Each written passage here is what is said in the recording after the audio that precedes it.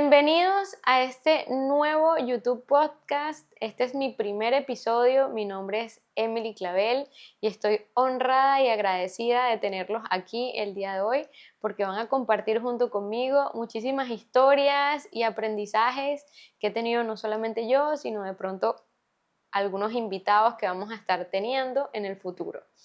Esta es una oportunidad que tengo de compartir con ustedes todas esas vivencias que he tenido no solamente como profesional, como deportista, como persona, que sé que son de mucho valor para personas como ustedes y obviamente para personas como yo, que hemos pasado por situaciones difíciles como cualquier otra persona en el mundo, pero que hemos aprendido a utilizar esas situaciones de adversidad en plataformas para estar cada vez más, crecer más como personas y llegar más arriba y así también poder ayudar a otros con nuestras historias. Entonces quiero iniciar con la siguiente pregunta. ¿Qué harías si a muy temprana edad tuviste que enfrentar una situación que parecía imposible de superar a los ojos de cualquier persona? Pues eso fue lo que me sucedió a mí. Para los que no saben, yo soy sobreviviente de cáncer. Cuando yo tenía apenas 2 meses de nacida, fue que se detectó que padecía de una enfermedad que se llama fibrosarcoma congénito, o mejor conocido como cáncer de tejido fibroso. Entonces, para ponerle la película un poquito de contexto, mis padres eran padres primerizos. Ellos no, pues obviamente no esperaban que su primera hija llegara al mundo con una bolita en el pulgar de la mano izquierda. Entonces ellos, eso no les pareció normal y pidieron a los médicos que hicieran una biopsia. Y a los 2 meses fue que finalmente dieron con qué era esa bolita que tenía en el pulgar. Y era un cáncer. Entonces, no solamente era una mala noticia, sino que también era un tipo de cáncer tan agresivo que ya había llegado a mi codo a esos 2 meses de nacida. Y los médicos no tenían una opción más viable para mí que hacer una amputación prácticamente total de mi brazo izquierdo. Además, era un tipo de cáncer sumamente extraño, le da como en 1 en 1 millón de niños y fue congénito, es decir, cuando es congénito se gesta dentro del vientre de la madre y mi mamá no tenía cáncer ni nunca tendrá, en nombre de Dios. Entonces era sumamente raro. Cuando los médicos le propusieron esto a mis padres, ellos obviamente, ustedes se podrán imaginar cómo se sintieron. Primera hija, pequeñita, 2 meses, era una cosita así. Hoy soy pequeña, pero en ese momento era más pequeña, era apenas un bebé. Y tomar esa decisión por una persona que todavía ni siquiera es consciente de su vida es algo difícil, porque obviamente ellos con todo el amor del mundo de padres que pues ellos decidieron recibirme, no importa la forma en la que Dios me mandara, ellos me aceptaron así, le dijeron a los médicos, sí, queremos darle una oportunidad de vivir, así que ampútenle su brazo y tomaron la decisión por mí, sin que nadie me preguntara, obviamente. Yo creo que es una situación que ahora que tengo más conocimiento como adulta y que he podido compartir con otras personas que son amputadas también, haber tomado la decisión por mí fue algo sumamente valeroso, porque eso hizo que yo finalmente pudiera hoy estar aquí contándole miles de historias, porque ellos sabían que desde ese primer momento su hija iba a ser tan diferente que ellos necesitaban colocar en mí toda esa seguridad y confianza a través de los principios de una familia cristiana para que yo pudiera tener las herramientas suficientes para salir adelante en el mundo y ser quien soy hoy en día. Entonces, mi familia y mis padres obviamente siempre han sido mi primera red de apoyo. Yo con ellos siempre he puesto sobre la mesa todos los proyectos que se me han ocurrido, desde mis estudios universitarios, de maestría, hasta mis proyectos deportivos. Siempre han sido las primeras figuras a las que yo me acerco. Y obviamente también Dios, porque soy muy creyente y siempre he hecho esa consulta a Dios, porque siento que Él me ha guiado y al mismo tiempo yo también a veces he sido rebelde queriendo irme por ciertos caminos en donde me encuentro puertas cerradas, que más adelante les contaré cuáles son. Pero yo siento en mi corazón que cuando los planes que son para mí vienen de Dios y los consulto también con mi familia, termino sintiendo como una sensación de confianza y tranquilidad, y también de emoción y de ganas de seguir adelante y de trabajar disciplinadamente. Ellos son una parte fundamental de eso. Nunca me han dicho que no a un proyecto. Bueno, obviamente, a menos que sea algo que no tuviera nada que ver con una situación que me vaya a beneficiar en mi vida, pero ellos generalmente, cuando son proyectos, por ejemplo, la primera vez que les expuse quiero hacer una natación en aguas abiertas, ellos me dijeron, bueno, hágale. Y yo creo que ellos no se dieron cuenta ni mencionaron a lo que yo me iba a enfrentar hasta que estuvieron allí en la zona de la meta. Yo tenía más o menos como unos 17 años en una playa en Venezuela que está ubicada en La Guaira. Y en esa primera oportunidad que me enfrenté al mar, nadé 3 kilómetros con solo 17 años y era la única persona en condición de discapacidad haciendo esta travesía. Y que bueno, fue súper gracioso porque estaba siendo como apadrinada por un grupo de profesores de una universidad muy importante en Venezuela. Pero mis padres nunca me dijeron que no. Ellos dijeron, si tú te preparas y sientes que tienes la fuerza y la determinación y la disciplina para alcanzar ese reto, hágale que cuentas con nosotros. Cuando yo era pequeña, yo tendía a no mover el muñón. Yo nadaba y pues esta parte de mi cuerpo era prácticamente como quieta. Cuando comencé a nadar con esta persona, que me acuerdo que se llama Oswald, él comenzó a enseñarme desde su punto de vista fisioterapéutico, pero también como profesor de natación, de que yo debía hacer que esto también fuera parte del movimiento de la natación. Entonces eso es una de las cosas que causa curiosidad cuando me ven nadando, y es que yo muevo mi muñón como si tuviera el brazo, y eso hace que el movimiento sea más fluido a nivel corporal, que la biomecánica sea mucho más fluida. A pesar de no tener el brazo, el cuerpo hace el movimiento como si tuviera el brazo. Eso yo lo tuve que aprender, tuve que hacer muchas correcciones a nivel de técnica de la natación para poder enfrentarme al mar, porque la piscina pues tiene muchas cosas y es que no se siente corriente, no se siente cambios en la temperatura del agua. Si de pronto te sientes con miedo o con nervios, te agarras de los bordes. Todas esas cosas en el mar no existen. Entonces uno tiene que aprender a desarrollar mucha fortaleza mental, porque una vez que estás allá adentro, no hay vuelta atrás. Tienes que aprender a controlar esos pensamientos que pueden ser como negativos, que pueden ser intrusivos, que te tratan como que de llenar de ansiedad y nervios.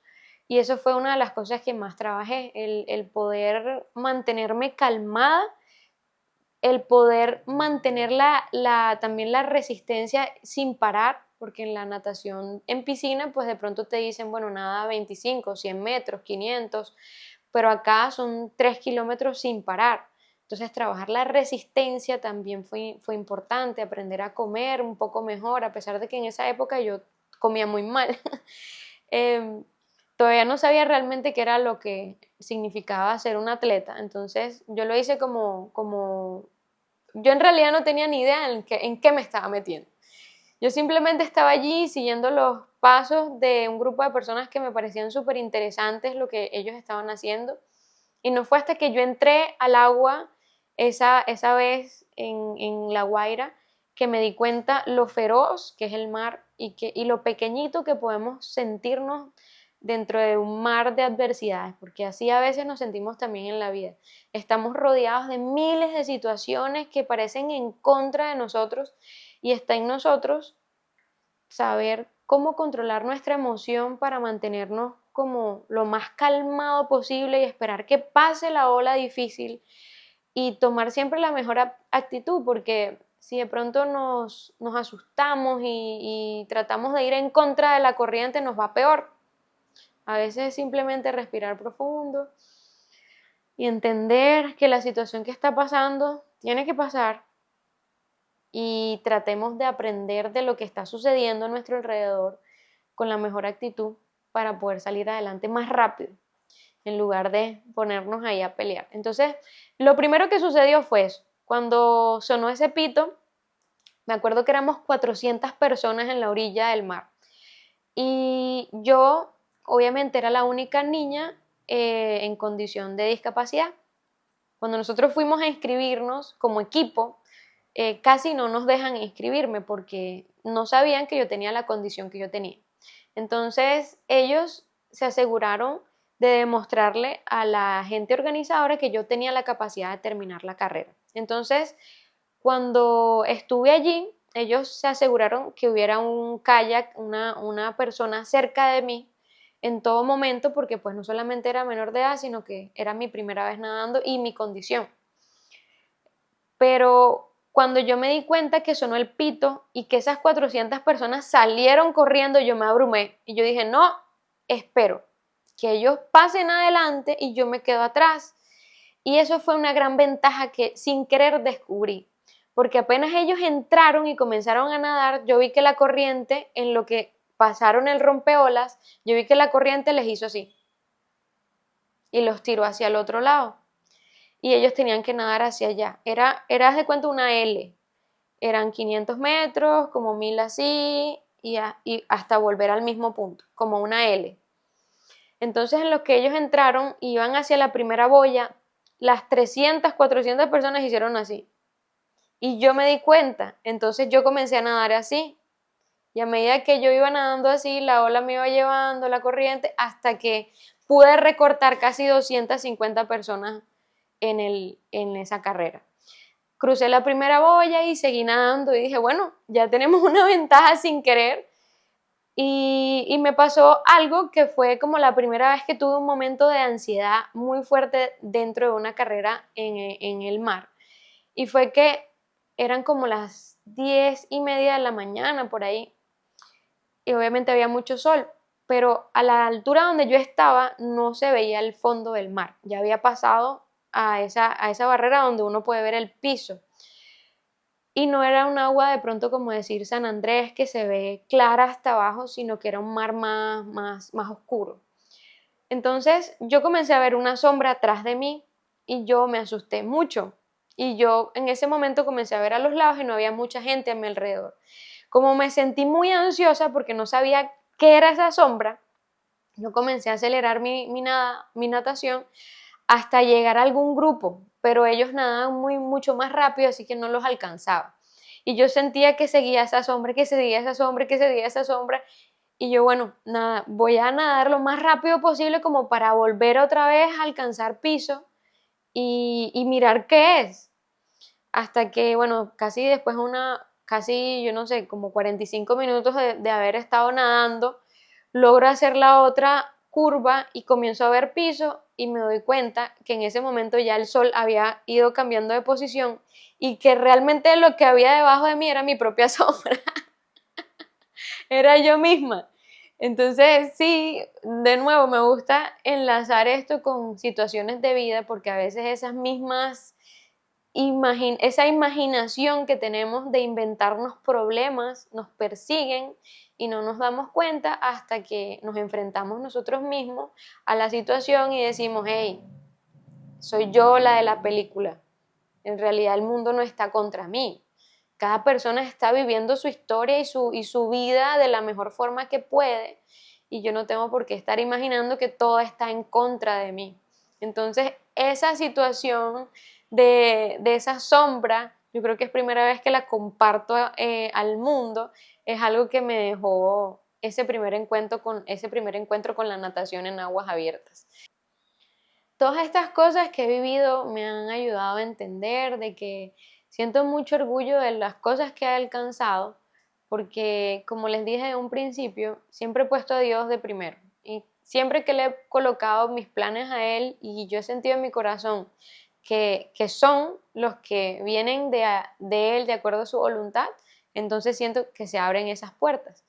Así también sucedió con mi carrera universitaria. Yo soy contador público, tengo una maestría en contabilidad y gerencia financiera en otro país, me fui a Inglaterra, que también fue un poco como una historia que puedo contar aquí más adelante, como para no darle demasiado contexto.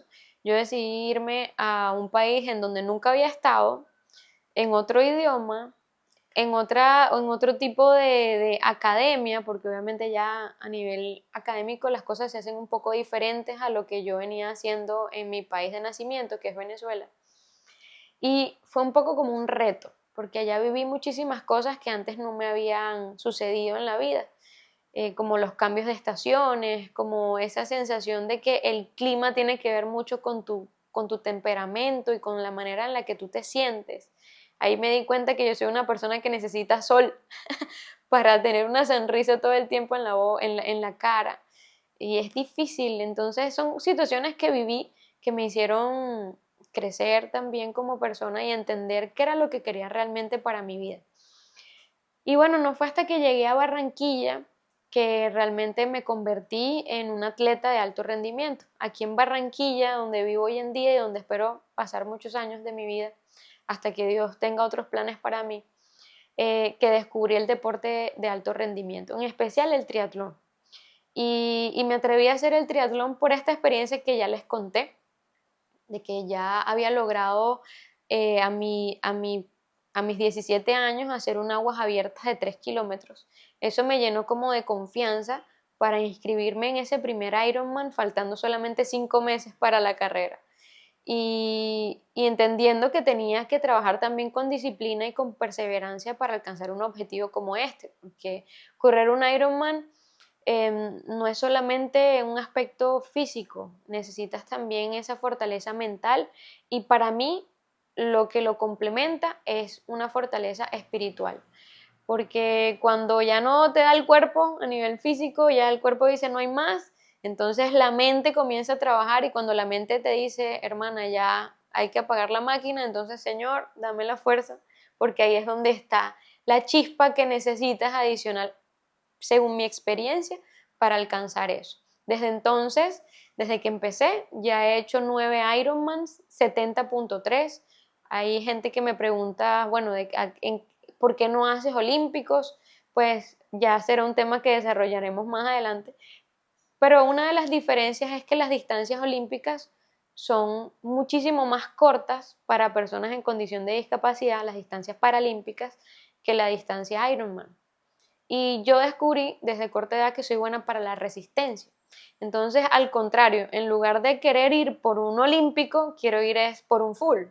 Pero bueno, ahora soy una mujer casada y no es una decisión que se toma de la noche a la mañana y solamente de mi parte, porque para poder alcanzar un objetivo como completar un Ironman, toda tu red de apoyo, y ahora incluye también a mi esposo, tiene que estar alineada para saber a lo que te vas a enfrentar, porque simplemente es algo que involucra a toda una familia. Entonces, para mí siempre ha sido importante la opinión de ellos y, y pues siempre he visto que han tenido el mejor interés de su parte para que las decisiones que yo tome sean lo mejor para mí y yo los escucho y es lo que deberíamos hacer todos. Ojalá que de adolescente tuviéramos esa madurez como para entender que nuestros padres muchas veces nos dicen que no en ciertas cosas porque quieren lo mejor para nosotros.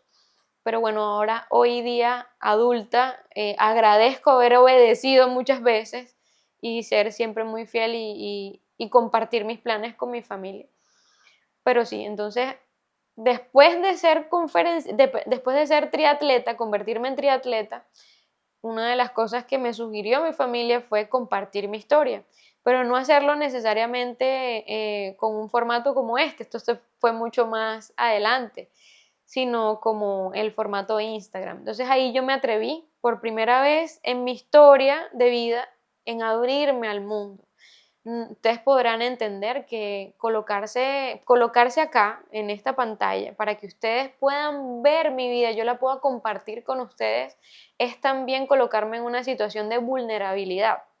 en donde ustedes podrán decir, oye, yo no hubiera hecho esto así, ella por qué se metió en esto, en donde pueden haber críticas positivas o negativas, porque al fin y al cabo de eso se trata. Estoy colocando mi vida como un ejemplo para que ustedes tomen lo mejor de ella o lo peor de ella para hacer o no hacer con sus propias vidas. Entonces, me tomó mucho tiempo por eso, porque yo no soy una persona perfecta, estoy muy lejos de serlo, como cualquier ser humano en el mundo, pero sí tengo un anhelo y un sueño de poder ayudar a la gente a que pueda lograr su mejor versión. Y si lo pueden hacer escuchando historias como las que yo voy a compartir en este podcast, entonces bienvenidos sean todos y ojalá pudiera tener aquí una silla para cada uno de ustedes para que también puedan compartir sus historias. Finalmente, muchas gracias por acompañarme. Estoy sumamente feliz y agradecida de que esto ya se pudo hacer. Así que los espero en el próximo capítulo y si tienen comentarios, aquí son más que bienvenidos. De verdad que me van a llenar el corazón, sobre todo porque este es nuestro podcast. Nos vemos en el próximo episodio.